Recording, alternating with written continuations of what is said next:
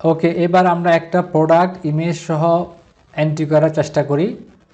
Let's say নিলাম school bag এবং category bag, supplier let's say LCT বা let's say Dhaka bag company. কেমন? Price হলো COMPANY company, right? Let's say ব্যাগের দাম 300 টাকা করে। আমি নিলাম 3টা ব্যাগ, অটোমেটিক চলে আসবে। এখানে জাভা স্ক্রিপ্টে একটা ক্যালকুলেশন আছে। আমি একটা ব্যাগ সিলেক্ট করি। ওকে, এবার আমার সাবমিট দিই। কেমন? ওকে, সাবমিট দিলাম, কিছু দেখাচ্ছে না, কিন্তু তারপর আমরা ডাটাবেজে গিয়ে দেখি যে কোনো ব্যাগ নামে কোনো প্রোডাক্ট আমাদের এন্ট্রি হয়েছে কিনা। কেমন? আমরা রিফ্রেশ দিই, ভেরি গুড, হয়েছে। কেমন? এবং আমরা চেক করি, কোথায় চেক করি? আমাদের ফোল্ডারের ভিতরে কোনো ব্যাগ নামে কোনো ইমেজ আসছে কি না আসছে। এবং এখানে দেখি আমি স্কুল ব্যাগ লিখছিলাম আমার টেবিলের ভিতরে, আমার ফর্মের ভিতরে মনে আছে, লিখছিলাম স্কুল ব্যাগ, রাইট? তাহলে সেই নামটা চলে আসছে। কেমন? এবং একটা অটোমেটিক আইডি তৈরি হয়েছে, রাইট? ওকে, এই যে কোডটা আমরা দেখি আবার। ওকে, এই যে কোডের মাধ্যমে, কেমন? কোথায়? এই যে অটোমেটিক আইডি তৈরি হয়েছে এখানে, এবং আইটেম থেকে সে নামটা নিয়ে আমার ইমেজের সাথে সে বসাই দিয়েছে। কেমন? ওকে, কিন্তু এখন একটা ব্যাপার হলো যে আমি যে সাবমিট করলাম সেই কিন্তু আমার কোনো মেসেজ দেয় না কি সাবমিট হইল বা হয় নাই, আর যদি না হয়ে থাকে কেন হইল না, ডাটাবেজের কানেক্টিভিটি হয়েছে কিনা, বা এই ধরনের একটা মেসেজ আমার থাকতে হবে। কেমন? যদি সাবমিট হয় ভালো কথা, then it should let me know that product has been submitted successfully, right? সেই ক্ষেত্রে আমরা একটা মেসেজ আমরা পাস করব। কেমন?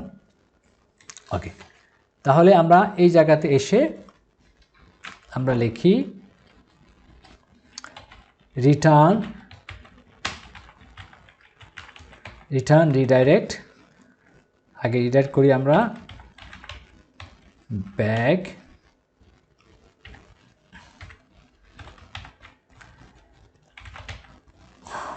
উইথ ইমেজ না মেসেজেস।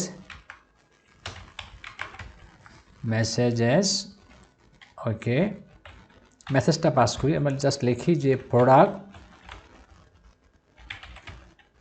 ইনসার্টেড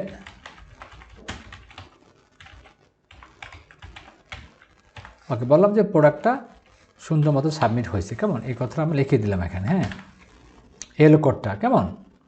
ওকে, এখন এই জিনিসটা আমি এখানে তৈরি করলাম আমার ফাংশনের ভিতরে আন্ডার দ্য কন্ট্রোলার, কিন্তু সেটা আমাকে লিখতে হবে, এবার সেটা আমাকে আসলে এখানে কল করতে হবে পেজের ভিতরে। কেমন? পেজে। ওকে, পেজের এই জায়গাতে এসে ওকে, এই যে আমি কল করছি এখানে। কেমন? এই যে এখানে আমি কি করলাম, ইফ অ্যান্ড ইফের ভিতরে আমি লিখলাম সেশন। যদি সেশনের ভিতরে যদি কোনো মেসেজ থাকে, কেমন? যদি সেশন হ্যাজ মেসেজ, মানে সেশনে যদি কোনো মেসেজ থাকে, কেমন? সাবমিট করার পর যে সেশনটা তৈরি হয়, যদি সেই সেশনে যদি কোনো মেসেজ থাকে তাহলে সে মেসেজটাকে ডিসপ্লে করতে বলা হয় না। কেমন? কোন মেসেজটা? এই মেসেজটা হলো আমার এই মেসেজটা, এই যে মেসেজ। কেমন? তা আমরা দেখি যে সে মেসেজটা ডিসপ্লে হয় কি না। তাহলে আমি আরেকটা প্রোডাক্ট নেই, রিফ্রেশ দিই। লেটস সে এবার নিলাম pen, stationery category, supplier let's say LCT. একটা পেনের দাম লেটস সে 5 টাকা করে। আমি 1 ডজন পেন নিলাম। ওকে, এবং আমি একটা পেন সিলেক্ট করি, পেন। ওকে, পেনে চলে আসছে।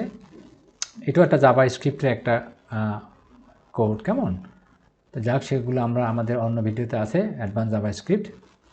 এবার সাবমিট দিই, ভেরি গুড। এবার বলছে প্রোডাক্ট ইনসার্টেড সাকসেসফুল, রাইট? এই যে মেসেজটা আসে, ছোটো করি একটু, এই যে মেসেজটা আসে সেই মেসেজটাকে আমি পেজের ভিতরে কল করছি। এই যে পেজের ভিতরে আমি কল করছি এই জায়গাতে, তো আমাকে মেসেজটা দেখাচ্ছে। কেমন? এখন আমরা দেখি ডাটাবেজে আসলে পেন নামে কোনো আগে ছিল শুধু স্কুল ব্যাগ। এখন যদি আমি একটু দেখি, রিফ্রেশ দিই, ইয়েস, আমার পেন নামে আরেকটা প্রোডাক্ট এখানে আমার চলে আসছে।